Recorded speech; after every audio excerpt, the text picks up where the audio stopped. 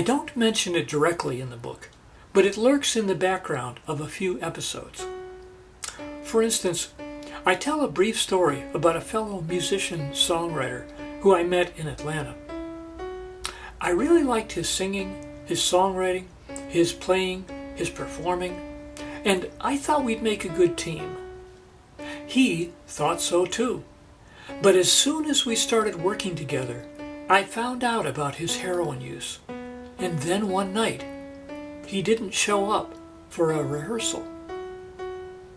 I never saw him again, and I don't know what happened. But I do know that heroin users often come to a sudden bad end. And I think that, quite likely, that is what happened to him.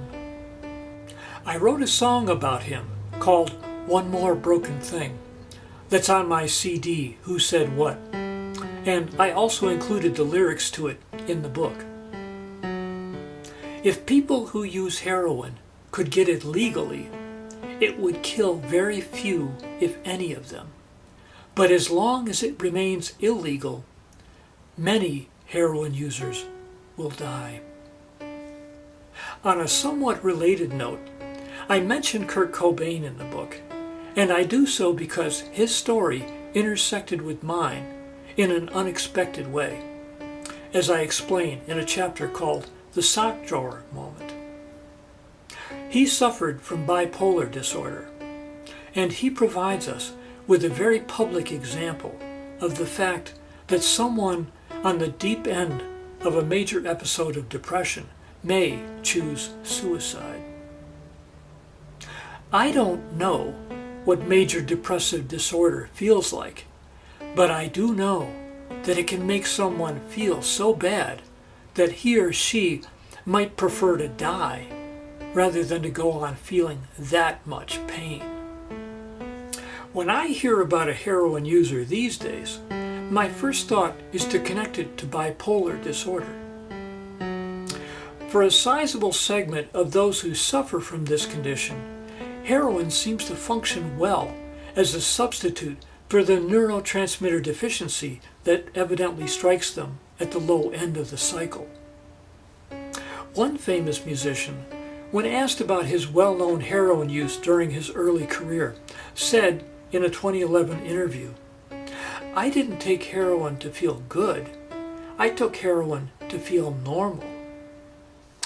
Now, what would you do if, when you woke up, you felt so depressed you might consider killing yourself, but you knew that if you took a shot of heroin, you would feel well enough that you could go ahead and make a scheduled TV appearance that could advance your developing career?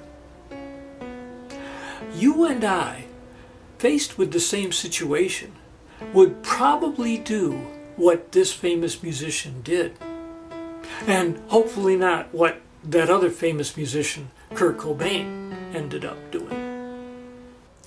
The lesson here is that someone in pain will do whatever he or she needs to do to get a necessary painkiller. And if you criminalize this behavior, you won't stop it. You'll simply make the user a criminal. The authoritarian war on drugs has criminalized millions of people, destroyed millions of lives, greatly increased actual criminal activity, and spent a lot of taxpayer money. But it has not decreased drug usage, and it never could. We need to end this authoritarian policy and take a more humanitarian approach that recognizes the mental difficulties and complexities behind much, if not most, so-called recreational drug usage.